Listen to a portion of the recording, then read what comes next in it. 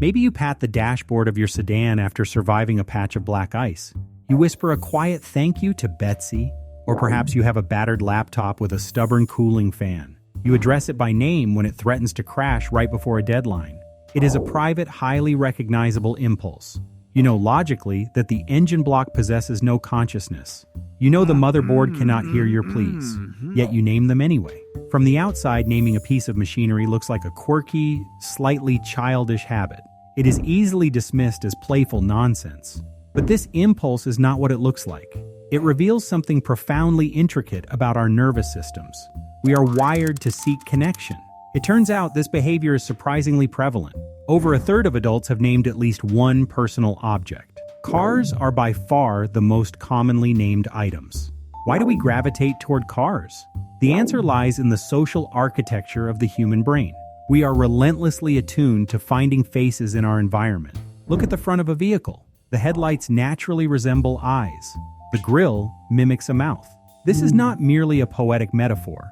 Neuroimaging studies reveal that looking at car fronts actively engages the fusiform face area. This is the exact brain region specialized for processing human faces. Because these face recognition areas activate, a car's physical features heavily influence us. They dictate whether we perceive the machine as friendly or angry. Eye tracking research further confirms this reflex.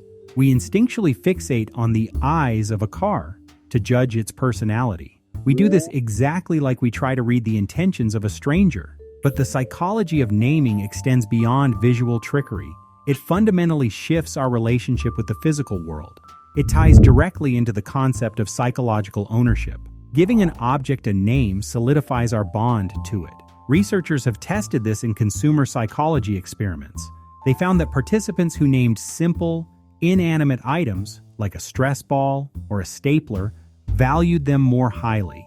These people expressed much stronger feelings of ownership. This was especially true compared to items left with a generic label or no name at all. By naming the object, you silently claim it. You pull it out of the cold, mass-produced category of things. You invite it into your personal sphere. There is a quiet emotional logic here. It is incredibly adaptive. Anthropomorphism is the act of projecting human qualities onto the non-human world. It is heavily driven by our deepest social and psychological needs. Consider when individuals feel socially isolated, or consider when they desperately need to regain a sense of control over an unpredictable environment. The literature suggests that in these moments, people are far more likely to anthropomorphize their surroundings. Attributing human traits to our belongings provides genuine psychological relief. It helps us feel anchored and connected during stressful times. Of course, what often happens is nuanced. This is a pattern, not an absolute rule.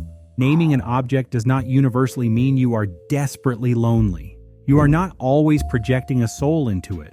In fact, nearly 40% of people who name their belongings do not describe the object as having a mind or personality. Many people name things simply for fun. They might want to preserve a nostalgic memory. They might use it for practical labeling to distinguish between similar items.